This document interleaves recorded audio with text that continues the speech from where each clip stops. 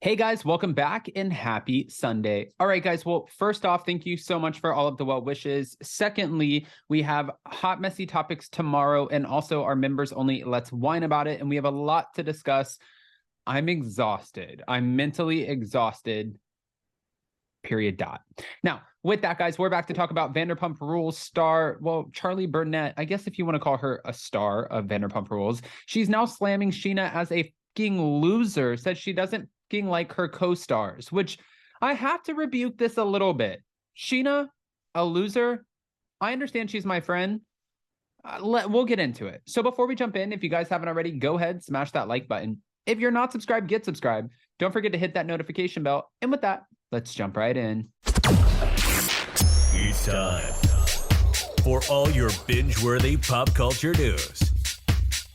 Welcome to Up and Adam. All right, guys, so apparently Charlie Burnett just went off on her Vanderpump Rules co-star, namely her former friend Scheana Shay. And this is wild to me, only because she's slamming her, right? Ahead of the upcoming season, which is expected to begin airing on Bravo sometime early next year, Charlie took to her TikTok account where she ranted against her castmates and slammed Scheana as a fucking loser.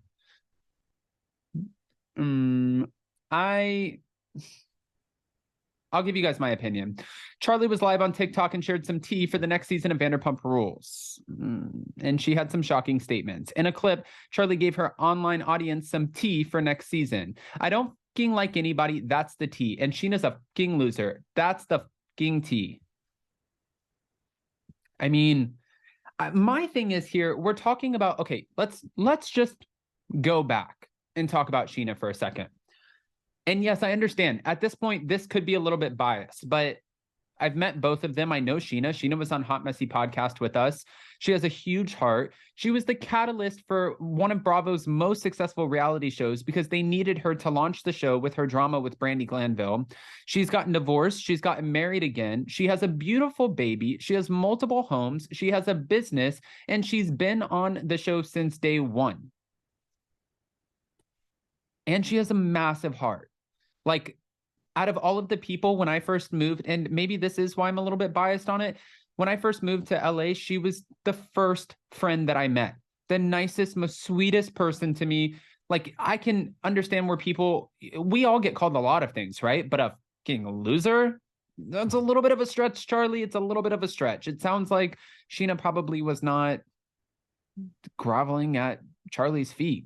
As Pump Rules fans may recall, Charlie and Scheana suffered a falling out after season 9. This was when Charlie was accused by Scheana for failing to be there for her as a friend after she endured a life-threatening situation after the birth of her daughter, Summer. I really saw who was there for me, who supported me, and who was just no longer understanding me.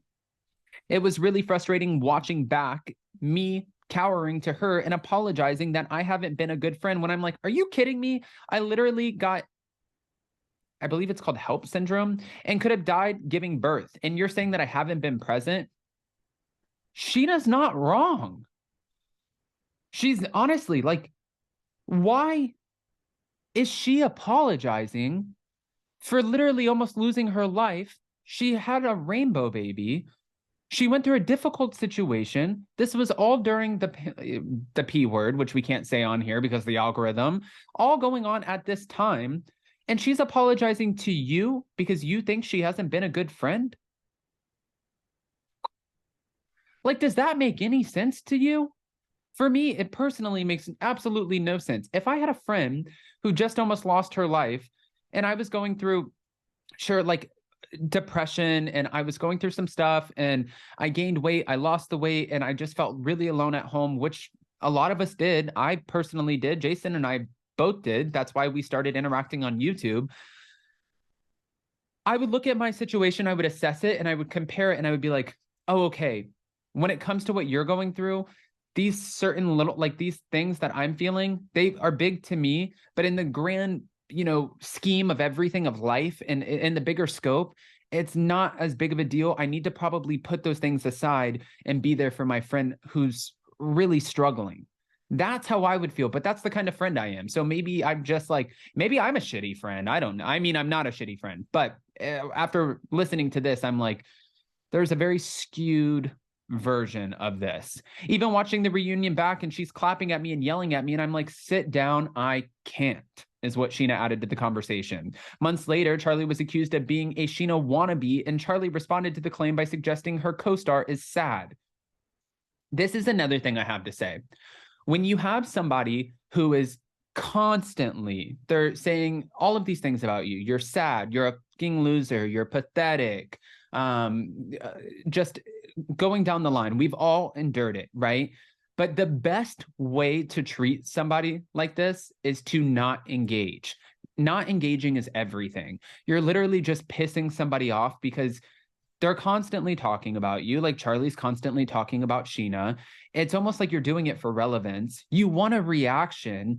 And the worst thing that you can do to that person is not give them the reaction that they're looking for. It's like gold for you. For them, it sucks. They're like, poke, poke, poke, poke. When am I going to piss you off? Poke, poke, poke.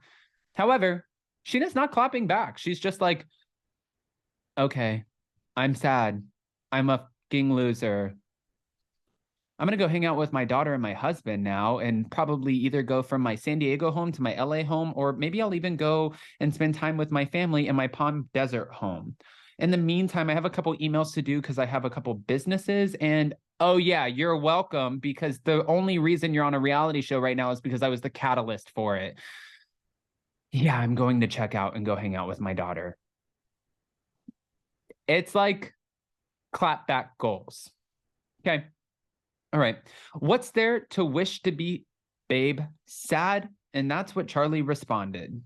Around the same time, Charlie seemed to be in a good place with Lala Kent, who told Us Weekly that the two of them have been texting a lot recently. She's got a roster, her words, not mine, a roster of fine men that she wants to introduce me to, so I will be taking her up on that. However, if you watched last season when Lala and, Charlie were going back and forth in the desert, you see where Charlie's like, I'm going through this eating situation, which I can completely relate to. I have super bad body dysmorphia. I have really bad, eating situations and things that I struggle with. We all struggle with our own shit. And Lala, she wanted this reaction from Lala. Lala gave it to her. And then Charlie had like a total breakdown. And she's like, oh, this isn't fair.